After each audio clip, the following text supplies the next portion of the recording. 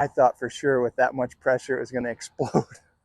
Man, when we pumped that first jack and it went creak, creak, I saw your face. It was like, we were here 3 to 5 years ago, and this modern bookshelf that each book weighs 3 to 5 pounds, so super heavy, and there's hundreds of them. So literal tons of books. So there was a little bit of sag in the design. So we came back to add some blocks, hoping to just stop the sag. But I had this idea, if we took an 8-ton jack and tried to raise everything up and then shim in the exact size piece. Harbor Freight. So I got this jack, 8-ton jack, and I'm such a nerd. I had a mega coupon.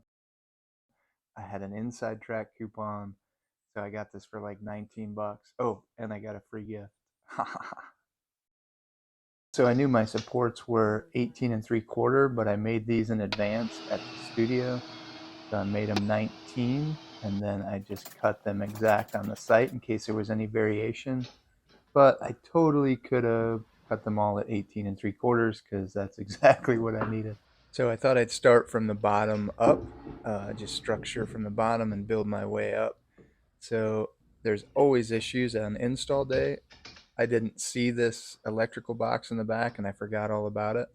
That big pop. Um, Camera sees it. I don't see it, but I bring an end of the world box. I try to think through all the things I could possibly need, any kind of mistakes or problems I could run into. And I happened to bring a jigsaw, so I was able to notch out the electrical box easy peasy.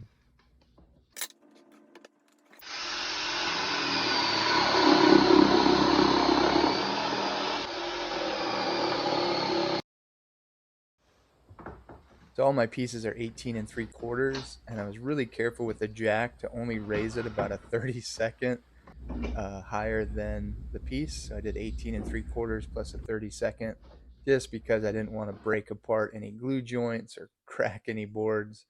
It went incredibly well.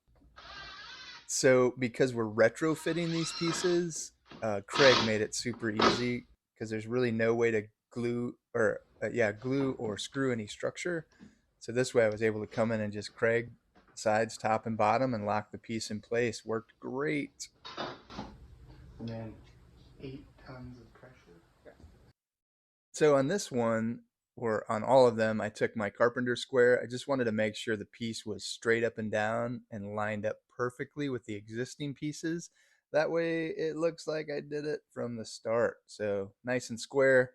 And then I would just take the pressure off the jack, take that 32nd out, and just pressure it all down. Just kidding. It went so good.